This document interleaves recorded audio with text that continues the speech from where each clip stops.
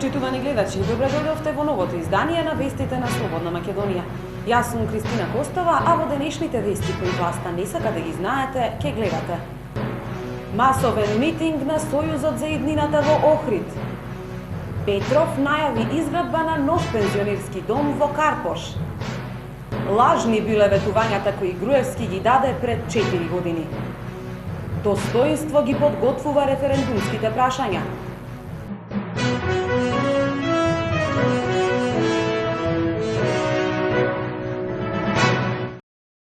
Масовен промотивен митинг одржа вчера Сојузот за иднината во Охрид. Градоначалникот Александар Петревски ги повика своите сограѓани да му дадат и по трет пат доверба да го води градот и во третиот мандат.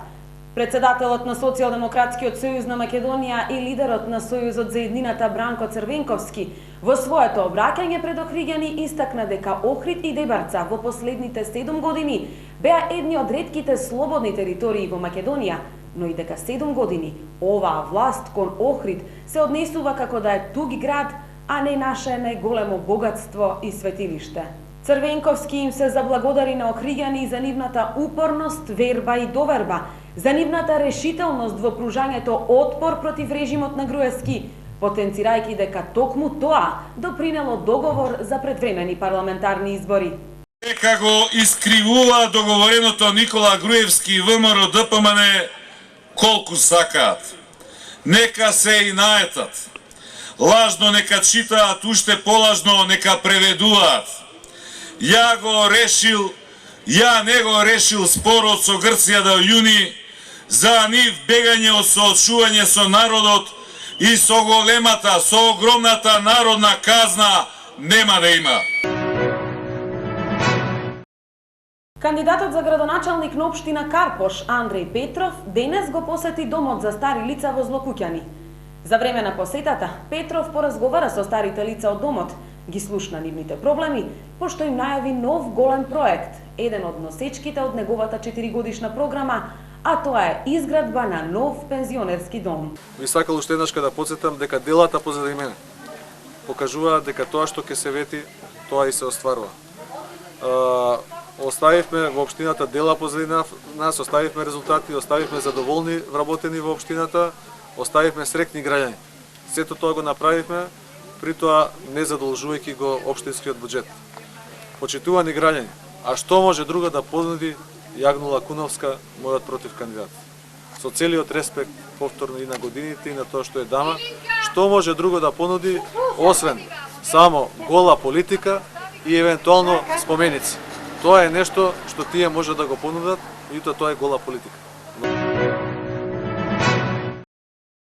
Пред 4 години, во март 2009, Никола Груевски во пресрет на тогашните локални и председателски избори вети 8 милиарди евра инвестиции, со кои побара мандат од граѓаните за неговите тогашни кандидати, истакна на денешната пресконференција Сафет Бишевац од Сојузот за иднината. Македонија после 4 години од ова лажно ветување стана шампион во мизерија, со рекордна невработеност, скапа живеачка и целосно урнисан стандард. Приказните и скапите реклами за реформите, инвестициите и економскиот развој стана предмет за исмејување и централна тема на хумористични скечеви и комедии. Токму затоа на овие локални избори гласовите на граѓаните имаат двојна вад. Покрај изборот за градоначалници и советници, со својот глас граѓаните имаат можност да ги казнат лагите и манипулациите на оваа власт, да го делегитимираат режимот и да пружат отпор на насилието и диктатурата која се спроведува. 3 референдумски прашања подготвува достоинство, за кои после локалните избори во март ќе започне кампања и процедура за собирање на 150.000 потписи за распишување референдум. Првото прашање ќе го опфаќа законот за амнестија, односно автентичното толкување донесено во јули 2011 година, вели лидерот Стојанче Ангелов. Второто прашање се размислува да биде дали сте за припадници на УЧК да бидат на министерска позиција во МВР и Министерството за одбрана, а третото дали сте за изедначување на посебни права на ветераните на УЧК со посебните права на бранителите. Со иницијативата за референдумот не ни е идејата да го нападнеме законот за амнестија, туку само автентичното толкување донесено во јули 2011 година. Овде се кршат копјата, бидејќи тешко изводливо во пракса некој да го повика на одговорност Али Ахмети. Но случаите работниците на Маврово и киднапираните во Непроштено се чисти случаи и овде имаме чиста ситуација, вели Стојанче Ангелов.